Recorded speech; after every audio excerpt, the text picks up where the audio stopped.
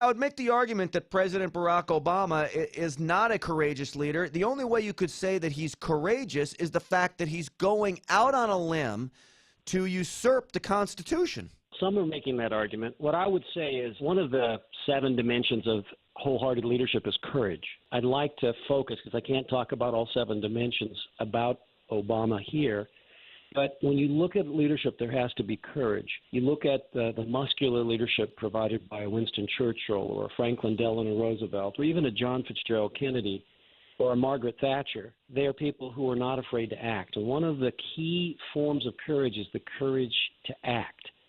Now, unfortunately, we're up against a guy in Putin who is not afraid to act. In fact, he would make Adolf Hitler proud in terms of the way he has covertly planned and overtly acted on putting Russian troops on sovereign soil in Ukraine. And the other thing, though, Dusty Staub, leadership consultant, is the fact that we had many who you would say were leaders, from Stalin, Hitler, Mussolini, who all had the courage to act, but I would not say that they were good. And I mean, they may have been able to lead, but I would not say they were good leaders. And I'm asking you, does President Barack Obama have courage here? I think he has courage where he's going out on a limb and doing things no other president has done before, but I don't think that makes him a good leader. Here's the problem. He has courage to act within the United States in terms of trying to push his agenda forward, regardless of whether it fits within the law and the division of authority and responsibilities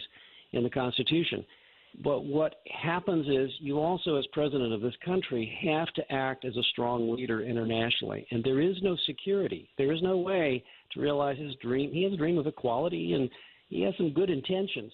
But if you come across with the appearance of being weak, and you mentioned the Syria red line that wasn't a red line, you could also talk about the fact that, the law that isn't a law, the Affordable Care Act, Obamacare. He keeps changing the mandates, pushing them back because they're unpopular, they're difficult. He doesn't have the courage to act on those things.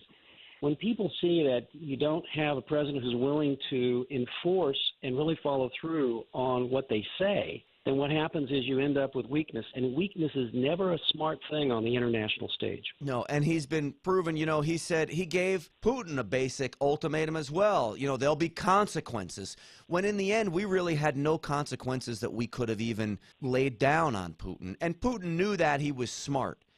So I think a good leader, though, is someone who can get people to follow them. Now, if Barack Obama wanted to have this great Obamacare deal, why didn't he get everyone to follow him there? It's been a complete and utter division in the whole country. I think he's had a hard time getting even Democrats to follow him down this road. Well, the election in Florida has led to some Democrats who are running in red states. I think there's 12 of them at this point, to really consider their options. And I think they are less than enthusiastic about the very law that they signed and that they advocated. And the problem for Obama is he had a chance. He's an historic president, the first African-American to be elected, and he had an opportunity. He had a huge sense of goodwill.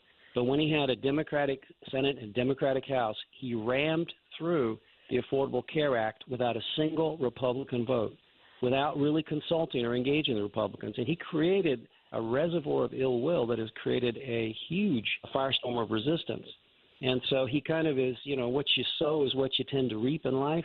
And unfortunately, he made a mistake in his first 2 years that has been haunting this country and haunting him ever since. So instead of leading, he was forcing something through.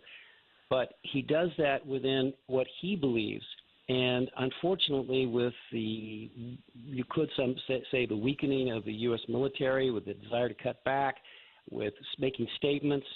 There's a line from Little Abner, senator, who talked about speechifying. And I think we have a president who's very good at speechifying, but when it comes to some of the critical actions you have to take to be the global leader for the most powerful nation in the world, he seems to be lacking. Well, look, the difference between Vladimir Putin and President Barack Obama, there's a lot of them, but Vladimir Putin, I am convinced, would rather be feared than loved. President Barack Obama would simply rather be loved than feared. That's probably a good characterization. And I got to tell you this, I admire Obama for many things, and I think that he is a good man at heart and he has good intentions.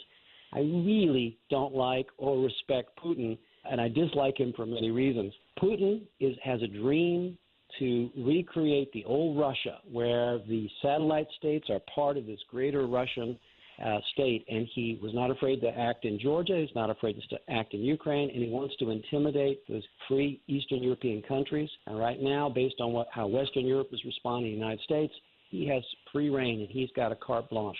There was an interview with somebody in Moscow, a legislature, said, yes, the United States and the Europeans will talk, but ultimately they'll just forget it and move on, which unfortunately is what we seem to have done with Georgia. Well, I will tell you that Putin is running circles around President Obama as a leader. I'd have to disagree with you in the fact that I don't like either of them, and I think President Obama actually is devious, and I think he has an ulterior agenda, but I won't make you get into that. Hey, I know you have an event coming up in Dallas. I appreciate you coming on the show. Real quick, go ahead and give it a plug. I will be in Dallas April 1st, 2nd, and 3rd talking about high-performance teams and organizations and wholehearted leadership. Welcome any of your listeners who want to be there. You got a website? It's www.staub, S-T-A-U-B, leadership, one word, staubleadership.com. Awesome. Dusty Staub, leadership consultant. I appreciate you coming on. Great conversation. Thank you very much. Appreciate it.